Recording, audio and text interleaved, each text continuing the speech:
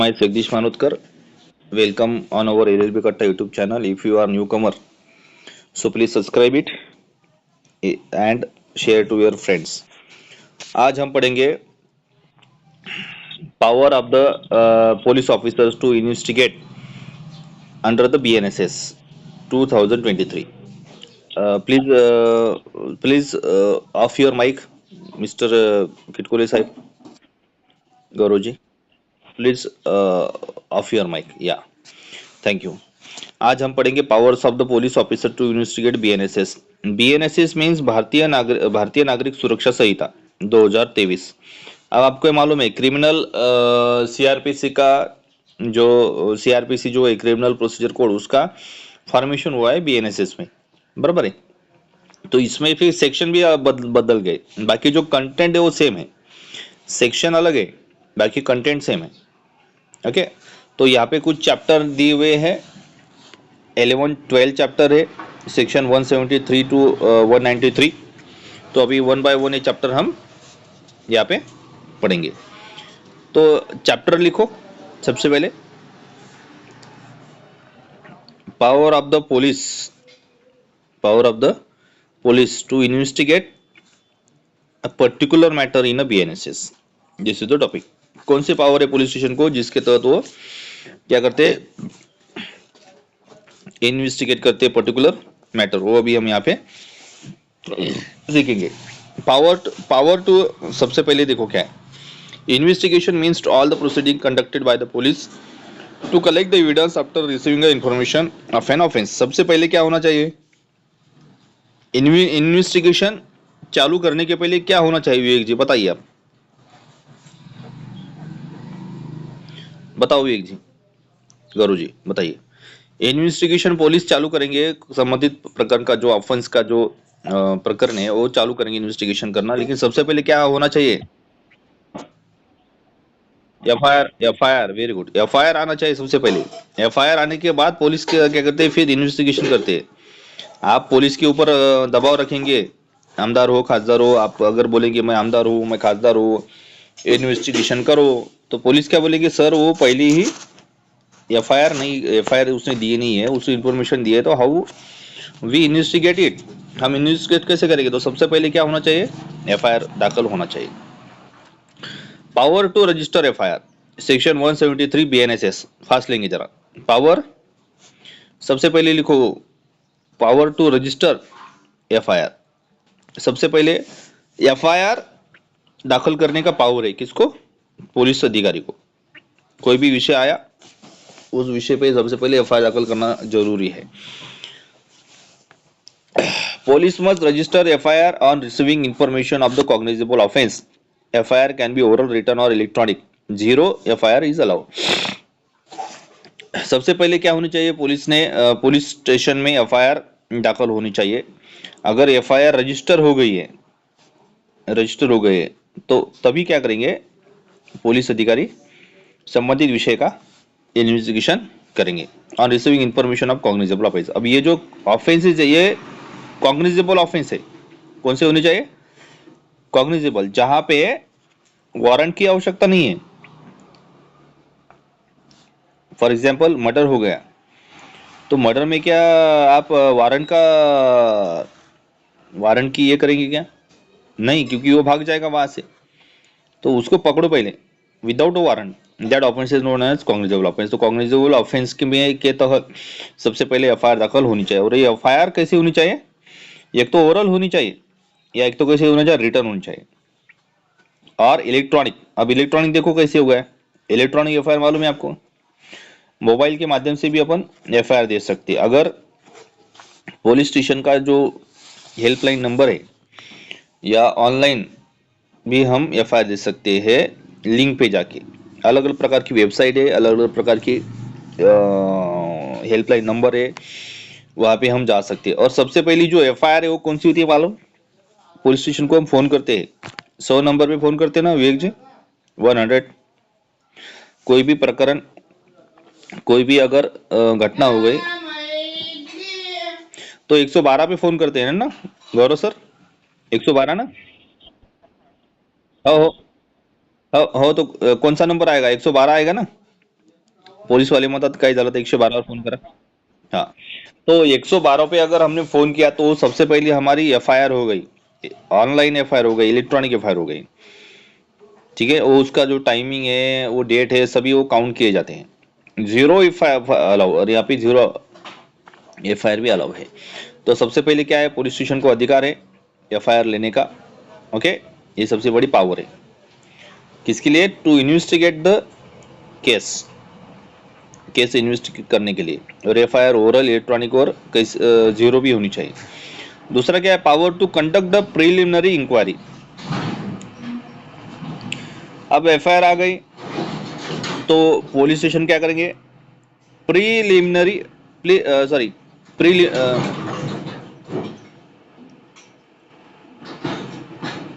Preliminary inquiry करेंगे. मतलब प्राथमिक चौकशी करेंगे. प्राथमिक चौकशी जैसी, फॉर एग्जाम्पल एक जगह चोरी हो गई, तो चोरी में उसका जो सामान है वो चोरी हो गया, संबंधित व्यक्ति का. वो पुलिस स्टेशन में आया और एफआईआर दिया. एफआईआर देने के बाद उसने जिसके नाम डाले, तो उसको पुलिस डायरेक्ट अटक नहीं करेंगे, उसको चौकशी के लिए बुलाएंगे. भाई तू इधर आ, पुलिस स्टेशन में आ जा, मुझे तेरे तुझे सवाल पूछने हैं. अगर नहीं आ रहा है और भाग गया तो पुलिस फिर उसके पीछे भागेंगे, उसको दबोचेंगे, और दबोचने के बाद उसको पुलिस स्टेशन में लाएंगे. पुलिस स्टेशन में लाने के बाद उससे चौकशी करेंगे, और फिर चौकशी करने के बाद अगर वो सस्पेक्ट है तो उसको कोर्ट के सामने खड़े करेंगे और रिमांड की मांग नहीं करेंगे. रिमांड, पुलिस कस्टडी रिमांड मांग की डेट बढ़ाएंगे, और पुलिस कस्टडी रिमांड करने के बाद फिर वो उसका जो सेकंडरी इंक्वायरी है वो चालू करेंगे. तो सबसे पहले क्या करेंगे, पुलिस अधिकारी प्रीलिमिनरी इंक्वायरी करेंगे. उसकी पावर है. For offences punishable less than 3 years.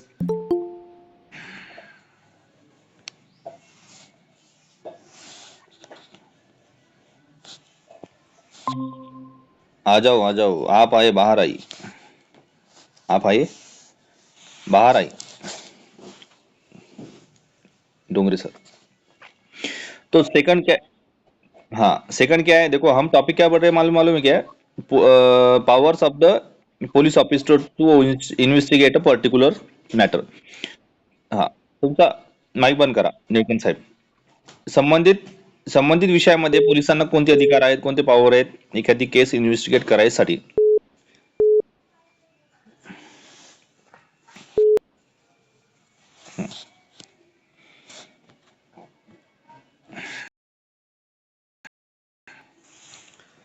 Okay, सबसे पहले क्या है, पावर टू रजिस्टर एफआईआर. सबसे पहले एफआईआर रजिस्टर करने का उनको पावर है पुलिस अधिकारी को. कौन से केस में? कॉग्निजेबल ऑफेंस में, जहाँ पे आपके वारंट की जरूरत नहीं होती है मैजिस्ट्रेट की, ऐसे केस में एफआईआर रजिस्टर करने का अधिकार है. वो एफआईआर ओरल हो सकता है, इलेक्ट्रॉनिक हो सकता है, एक्सेट्रा. सेकंड क्या है, power to conduct the preliminary inquiry.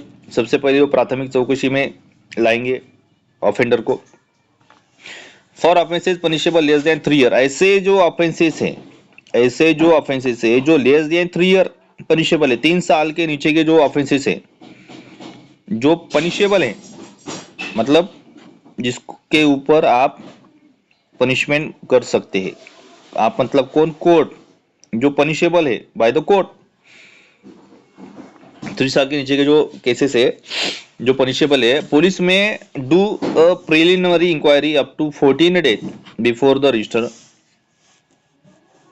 FIR, registering FIR. Police station आपकी 14 दिन तक क्या कर सकते हैं, इंक्वायरी कर सकते हैं. मतलब आपको पुलिस स्टेशन में बिठाएंगे ऐसा नहीं है. पहले दिन आए, आपकी चौकशी ली 2-3 घंटे की, फिर छोड़ दिया, और बोलेंगे भाई मुझे न पूछते हुए गांव मत छोड़ो, शहर मत छोड़ो, अगर आपको जाना है तो मुझसे बोल के जाओ. ठीक है, 14 दिन तक उसको पुलिस स्टेशन में आना है, उसको माहिती बताना है. पुलिस स्टेशन उनकी इंक्वायरी करेंगे, बराबर है, नजर कैद में रखेंगे उसको.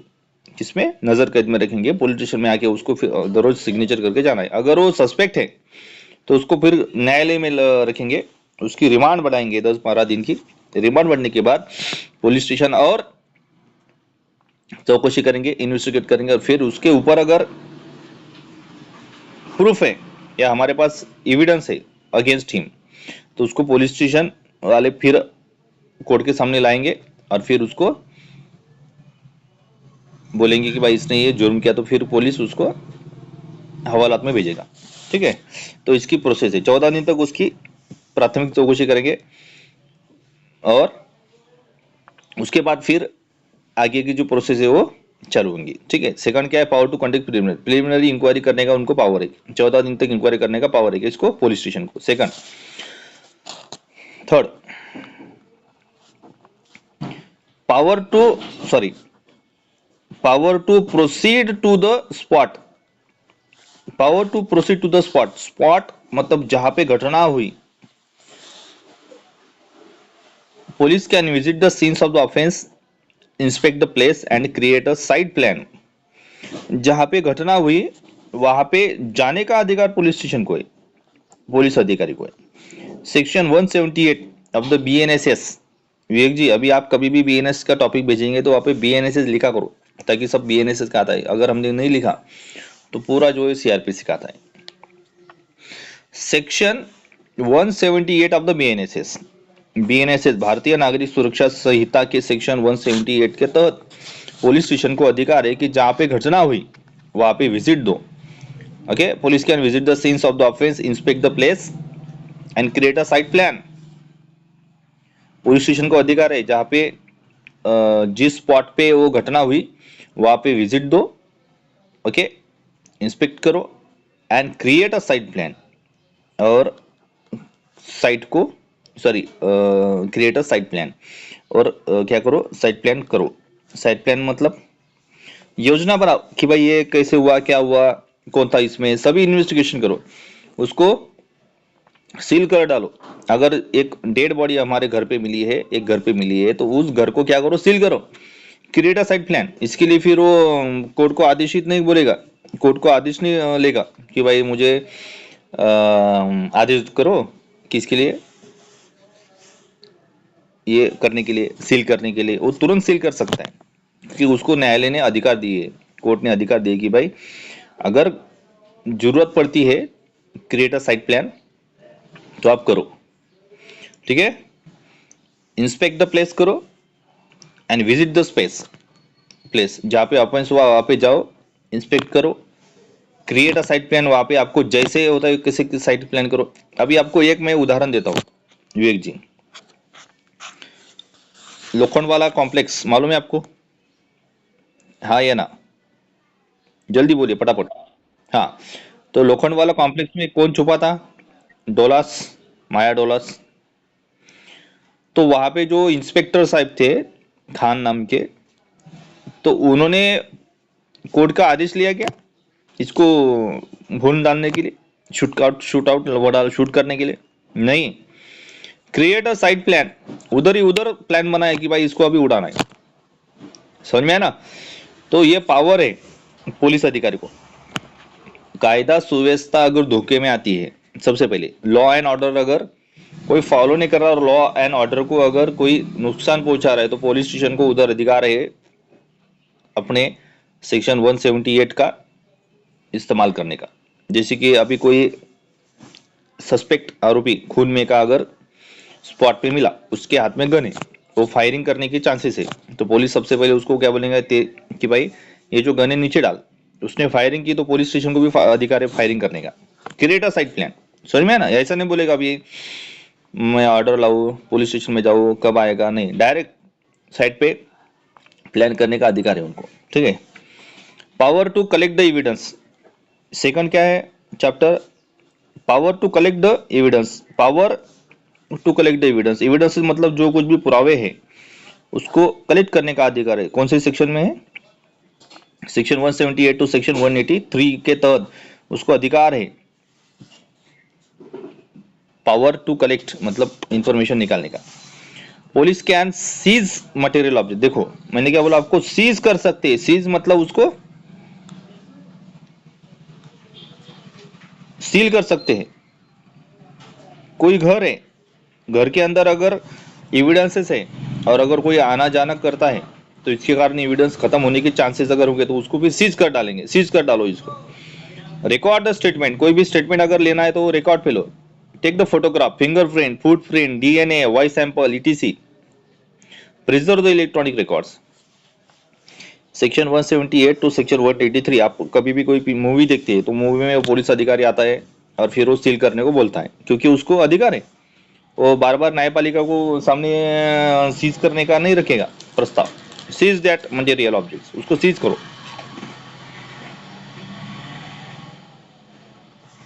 Record the statement, statement record करो. अब रिकॉर्ड द स्टेटमेंट मतलब क्या होता है? स्पॉट पे जो व्यक्ति मौजूद होते हैं, जैसे कि स्पॉट पंचनामा, तो जो पंच होते हैं कि भाई मैंने घटना होते हुए देखी, तो उसका स्टेटमेंट रिकॉर्ड करो. समझ में आया? कोई मर्डर हो गया तो वहां पे जाके बॉडी की फोटोग्राफ लो, फिंगरप्रिंट की लो, उसके बाद फिंगरप्रिंट मिलती है क्या, फुटप्रिंट मिलती है क्या, पैर के ठसे मिलती है क्या, डीएनए मिलता है क्या, वॉइस सैंपल मिलता है क्या. वॉइस सैंपल मतलब मोबाइल से किसी ने किसी को धमकी दी क्या. Preserve electronic record, electronic record मतलब सीसीटीवी फुटेज लो, प्रिजर्व करो, सीज करो, रिकॉर्ड लो, फोटोग्राफ लो. ये सभी प्रकार के अधिकार पुलिस स्टेशन को है. ठीक है, लेकिन कौन सी सेक्शन में बताइए नीलकंठ जी, कौन सी सेक्शन में, जल्दी बताइए. हेलो,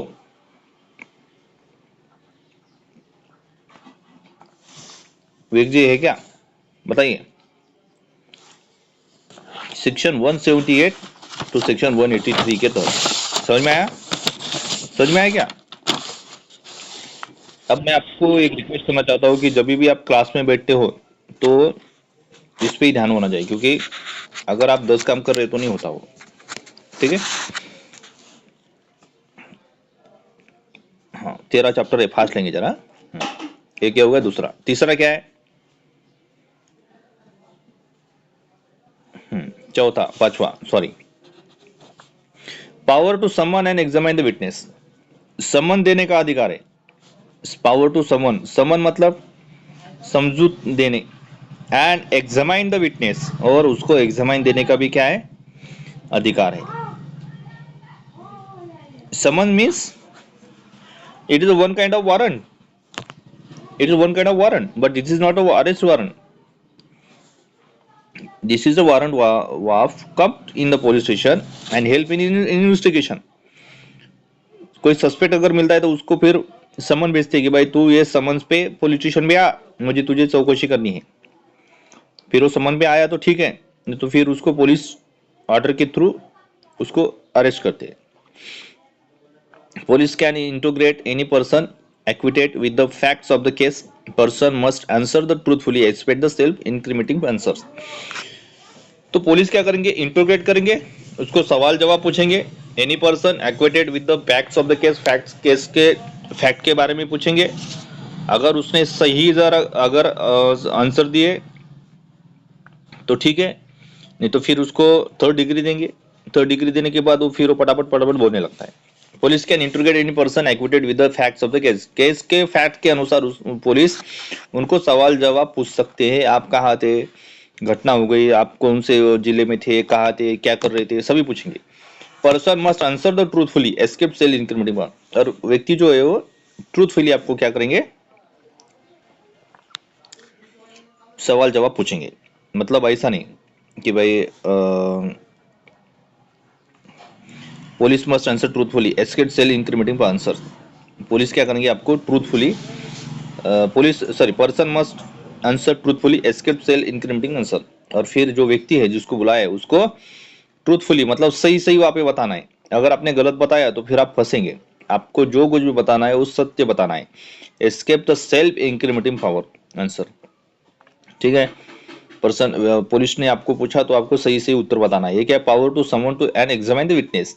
सेक्शन 185, किसी भी व्यक्ति को पूछताछ करने के लिए लेना, उनको समझ भेजना, और विटनेसेस जो कुछ भी विटनेसेस है पूरा है इसका एग्जामिन करना, इसका अधिकार किसको है, पुलिस स्टेशन को. Next, third, power to examine the accused. Accused मतलब जो आरोपी है उसका एग्जामिन करने का अधिकार है. सेक्शन कौन सा आता है, 185 under section 3. Police can question the accused. Accused is not bound to confess. Police क्या करेंगे, जो अक्यूज है, जो आरोपी है, उसको क्वेश्चन पूछेंगे कि तू कहाँ था, कौन से जिले में था, क्या कर रहा था, तेरे घर पे कौन कौन है, तू पढ़ा लिखा है क्या। ये सभी प्रकार के जवाब है वो आरोपी को पूछेंगे। Accused is not bound to confess, जो आरोपी है is not bound to confess, लेकिन वो कन्फेस के लिए बाउंड नहीं है। कन्फेस म्हणजे काय होते विवेक जी, पहा बरं फास्ट, माफी, कन्फेस म्हणजे काय होतं? हा, काय, कबूल करणे, अच्छा अच्छा अच्छा अच्छा, व्हेरी गुड, कबूली, हाँ। तो जो कुछ भी जो आरोपी है is not bound to confess, उसको जरूर नहीं है कि जो कुछ भी सवाल जवाब पूछे पुलिस अधिकारी वो कबूल करे। ऐसा नहीं बोल सकता, पुलिस अधिकारी ने बोला तुमने मर्डर किया है क्या, वो ऐसे नहीं बोलता मैंने, हाँ मैंने किया है, क्योंकि अगर कबूल नहीं किया तो उसको न मारे पुलिस अधिकारी। इसके लिए वो जरूरी नहीं है कन्फेस करने के लिए, कबूल करने के लिए, अगर हाँ तो हाँ, नहीं तो नहीं। समझ में है ना, accused is not bound to confess. और अगर नहीं उसने बोला मैंने मर्डर नहीं किया, तो फिर इन्वेस्टिगेशन करने की पूरी जिम्मेदारी किसके ऊपर आती है, पुलिस की। अगर उसने गुनाह कबूल किया तो ठीक है, नहीं किया तो उसके मन से वो नहीं बोल सकता है। तो पुलिस स्टेशन को फिर अधिकार है कि भाई सही इन्वेस्टिगेट करे, और इन्वेस्टिगेशन करने के बाद इसके ऊपर जो आरोप है वो ट्रूथली lie. ओके, नेक्स्ट क्या है, power to conduct the search, search warrant, power to conduct the search, search करने का अधिकार है। कोई, अगर कोई पुलिस अधिकारी के पास इंफॉर्मेशन है कि भाई जो वेपन खून में इस्तेमाल किया गया था ये वेपन इस व्यक्ति के घर पे है, तो पुलिस में सर्च एनी प्लेस और एनी पर्सन विदाउट वारंट, देखो ये सबसे अहम और सबसे इंपॉर्टेंट अधिकार है। पुलिस सर्च एनी प्लेस, किसी भी प्लेस को पुलिस सर्च कर सकते हैं, और पर्सन विदाउट वारंट, ये सबसे बड़ा अहम अधिकार है। उनको वारंट की जरूरत नहीं होती है। डोंगरे जी, मेरे घर पे आपके घर पे भी आ सकते हैं, अगर हमने गुनाह किया तो, नहीं किया तो फिर डरने की जरूरत है क्या। अगर हमने गुनाह किया और जो वेपन है और जो कुछ भी क्राइम में इस्तेमाल किए वाले जो एविडेंसेस है वो अगर हमने घर पे छुपा के रखे, तो पुलिस अधिकारी हमारे घर पे आ सकते हैं विदाउट वारंट। वारंट की जरूरत नहीं है, वो डायरेक्ट पूछताछ करेंगे, डायरेक्ट झाड़ा जड़ती लेंगे घर की। Seize property, seize property, relevant the case, conduct digital searches of the electronic devices. और अगर आपके घर में कुछ भी एविडेंसेस पाए जाते हैं संबंधित विषय के, तो फिर प्रॉपर्टी क्या कर सकते हो, सीज कर सकते। सीज म्हणजे त्याला, सीज म्हणजे काय होईल सांगा, सीज करून टाका, प्रतिबंध करून टाका प्रॉपर्टीला, कोणी यायचं नाही, कोणी जायचं नाही। Okay, conduct the digital searches of the electronic devices, आणि जे conduct the digital searches of the electronic devices, जे काही इलेक्ट्रॉनिक डिव्हाइसेसचे जे काही हे आहेत साधनं आहेत ते तिथे ते आणू शकतात।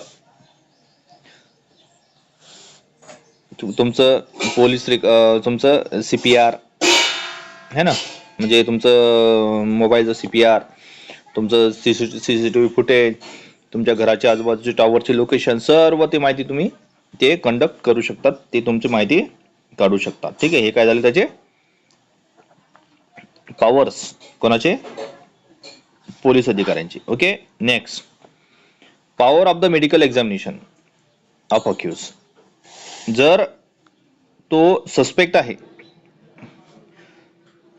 तर पोलीस त्याला मग मेडिकल एक्झामिनेशनसाठी नेतात। जसं की आता एका व्यक्तीने एका स्त्रीचा जर समजा रेप केला, तर त्याच्यामध्ये मग त्याचे सिमेंटचे नमुने आणि स्त्रीवरच्या शरीरावरचे नमुने हे मॅच होतात का, जर मॅच झाले तर त्याने रेप केला, नाही केले तर नाही केला।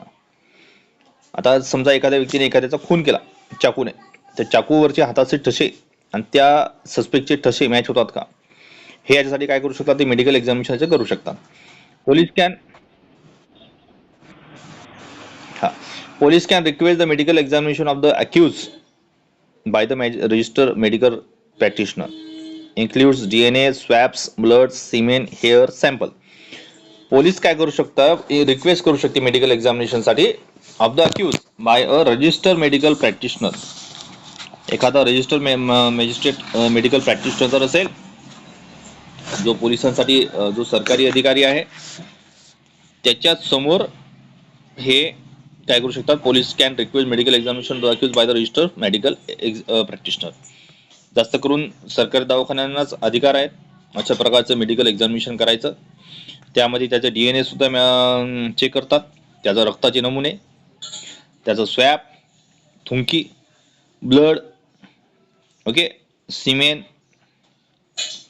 हेअर सॅम्पल इत्यादी etc इत्यादी त्याचे जे कंटेंट आहेत ते मेडिकल एक्झामिनेशनसाठी नेण्याचा अधिकार कोणाला आहे, पोलिसांना, किंवा त्याला सुद्धा नेण्याचा अधिकार आहे. अक्यूजला सुद्धा किंवा जो सस्पेक्ट आहे त्याला सुद्धा उचलून घेऊन जाण्याचा अधिकार पोलिसांना आहे. कुठे? ब्लड लॅब मध्ये. पॉवर टू अरेस्ट सगळ्यात महत्वाचा, पॉवर टू अरेस्ट, अटक करण्याचा अधिकार. Section 35 to 44 read with 174. Section 35 to 44 read with section 174. During investigation, police can arrest without the warrant for the cognizable offense and with warrant when required.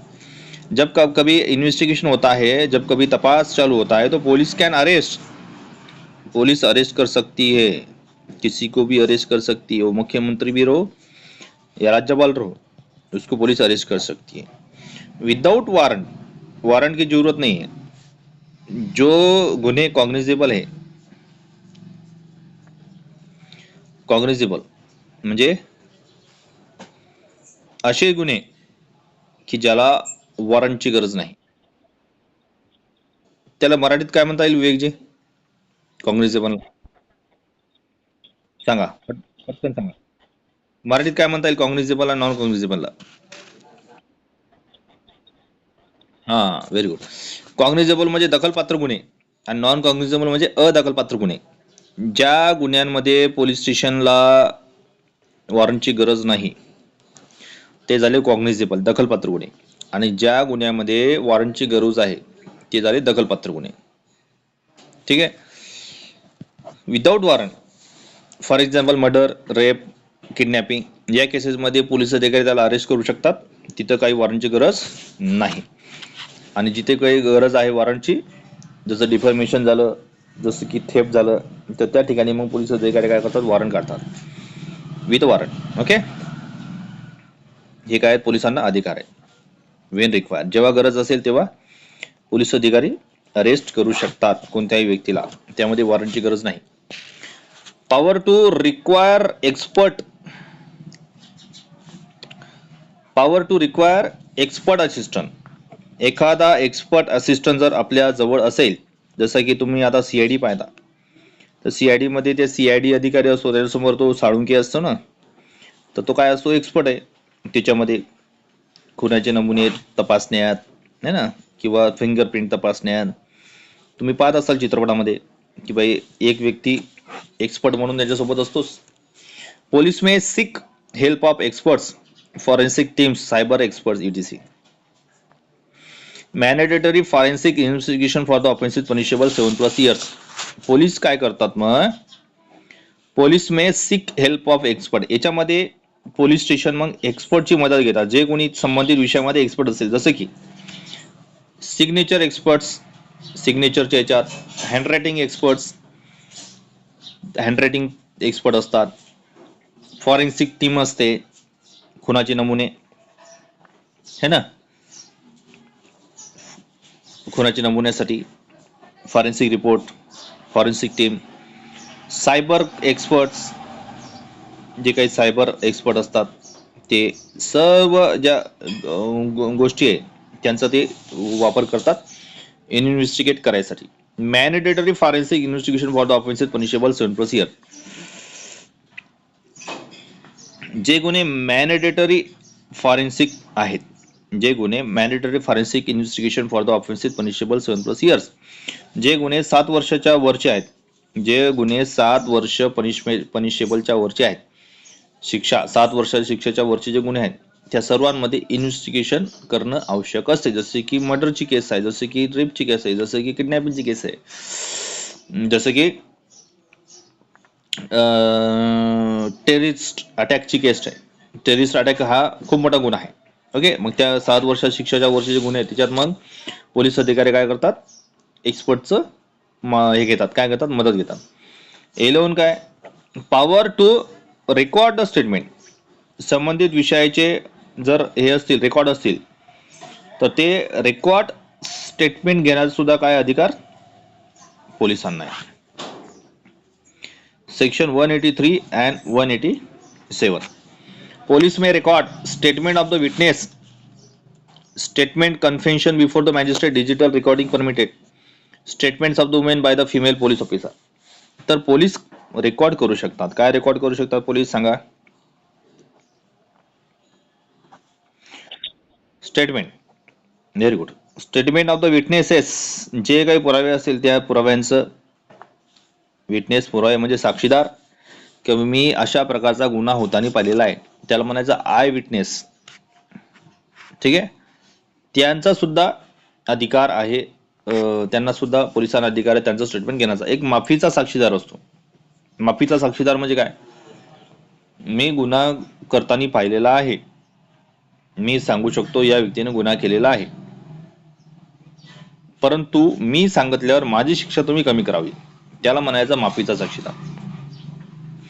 माझा या गुन्ह्यामध्ये role नाही किंवा क्वचित आहे, परंतु मी हा गुन्हा करताना पाहिलेला आहे, मी त्याची कबुली देतो आणि मी आय विटनेस सुद्धा बनतो, परंतु मला कोर्टाने माफीची शिक्षा काय करावी, कमी करावी. तुम्ही जर पिक्चर पाहिला असेल नाना पाटेकरचा माफीचा साक्षीदार, पाहून घ्या. त्यामध्ये तो जो नाना पाटेकर तो खून करत राहतो, म्हणजे सिरियल काय करतो, तो मर्डर करतो. त्याच्यामध्ये आणखीन एक दुसरा एक त्याचा दोस्त राहतो, तो ते गुन्हा करताना पाहतो, त्याला कुठं पुरतात, त्याला कुठे टाकतात, त्याला कुठं मातीत गाडतात, पाण्यात गाडतात, ते खाली ते ड्रमा खाली टाकतात, ते सगळं ते पाहतो, परंतु त्याचा गुन्ह्यात हात नसतो, त्याचा गुन्ह्यामध्ये हस्तक्षेप नसतो, परंतु गुन्हा करताना पाहतो. तर तो करतो, मी साक्षी देतो की बा या व्यक्तीने गुन्हा केला, परंतु मला तुम्ही काय करावे, शिक्षा कमी करावी माझी. ठीक आहे, ते झाला स्टेटमेंट ऑफ द विटनेस. नंतर statement confession before the magistrate, digital recording permitted, statement of the women by the female police officer. तर मग अशा प्रकारचे स्टेटमेंट आहेत जे आवश्यक असतात संबंधित विषयामध्ये. कन्फेशनचे, कबुलीचे, की बाय हा मी गुन्हा कबूल केला. तुम्ही मर्डर पिक्चर पाहिला, मर्डर हा आत्ताचा इम्रान हाशमीचा, त्यामध्ये तो जो सिरियल किलर असतो तो डायरेक्ट पोलीस स्टेशनमध्ये जाऊन सांगतो की मी 7 मुलींना मारलेला आहे. म्हणजे ते काय झालं, कन्फेशन, स्वतः त्याने कबुली केली. कशाच्या समोर, रेकॉर्डिंगच्या समोर, इन कॅमेरा तो म्हणतो मी 7 मुलींना मारलेला आहे, ते झालं कबुली. ठीक आहे, आणि जर एखाद्या व्यक्तीनं तो गुन्हा करताना पाहिलेला आहे, ओके, ते झालं त्याचं स्टेटमेंट. त्यामुळे स्टेटमेंट ऑफ द विटनेसेस. मग विटनेसेसचं स्टेटमेंट, रेकॉर्डचं याचं स्टेटमेंट, अॅक्युजचं, हे सर्व घ्यायचं आणि कोणासमोर ठेवायचं, मॅजिस्ट्रेटच्या समोर, including digital recording permitted, statement of the women by the female by police officer. आणि एवढं लक्ष द्या, स्त्रियांचं जे स्टेटमेंट असते हे फक्त कोण घेऊ शकते, फिमेल ऑफिसर ओनली.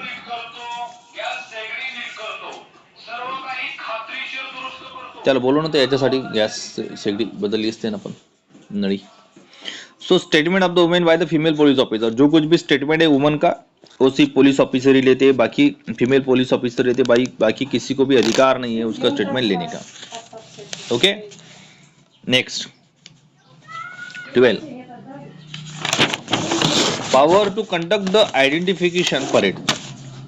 दूसरा क्या है, power to conduct the identification parade, section 187. ये बहुत ही इंपॉर्टेंट टॉपिक है, ये राइट करो, मैं भी लिख रहा हूँ, आप भी लिखो, क्योंकि लिखते हुए हम समझ सकते हैं. Okay, power to conduct the identification record. अब आइडेंटिफिकेशन रिकॉर्ड मतलब क्या होता है, section 187. Section 187. For identification of the suspects and the properties may be done physically or electronically.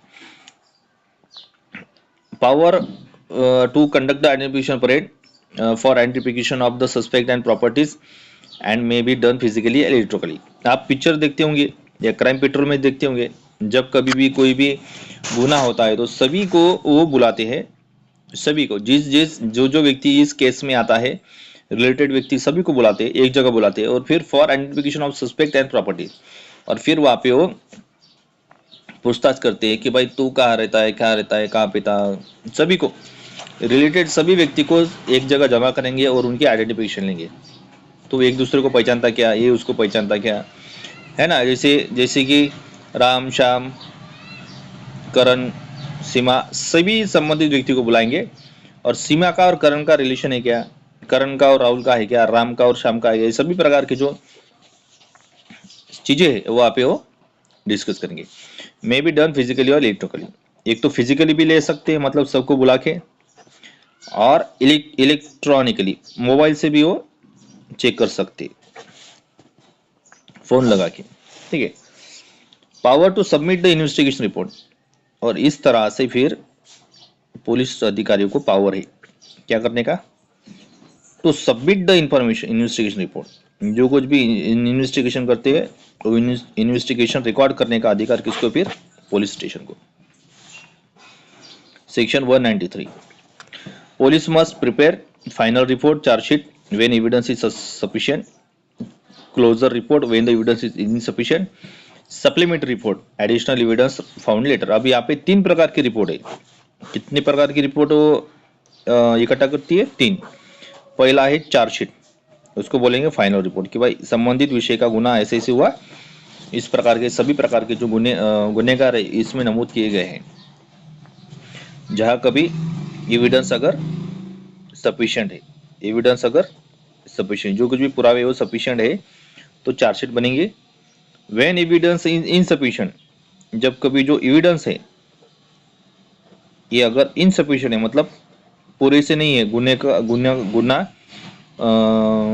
ये करने के लिए, क्या करने के लिए, सिद्ध करने के लिए अगर रिपोर्ट या एविडेंस इनसफिशिएंट है तो closure report, additional evidence found later, और जब कभी जो गुना है वो सिद्ध हो रहा है लेकिन additional evidence found later, additional evidence से अगर वो गुना कबूल करता है या सिद्ध होता है तो सप्लीमेंट्री रिपोर्ट, है ना, सप्लीमेंट्री रिपोर्ट, ठीक है।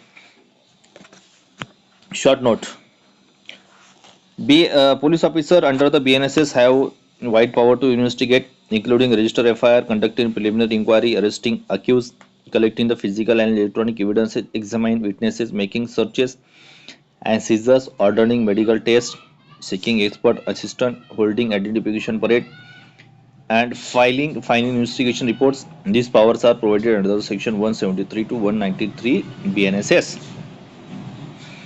तो पुलिस स्टेशन को अधिकार है सेक्शन 173 टू 193 के तहत कि भाई वो इन्वेस्टिगेट कर सकते हैं,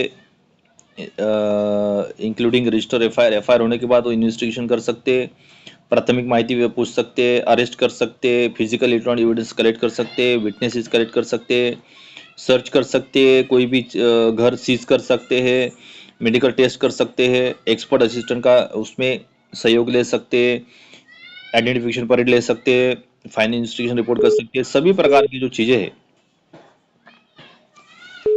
वो कर सकते हैं। इफ यू, हाँ, तो इस प्रकार से ये जो power of the police station है, पुलिस ऑफिसर, वो यहाँ पे खत्म होता है। If you know this topic so please subscribe it and please share to your friends and please subscribe our YouTube channel. Thanks for watching this video. Thank you.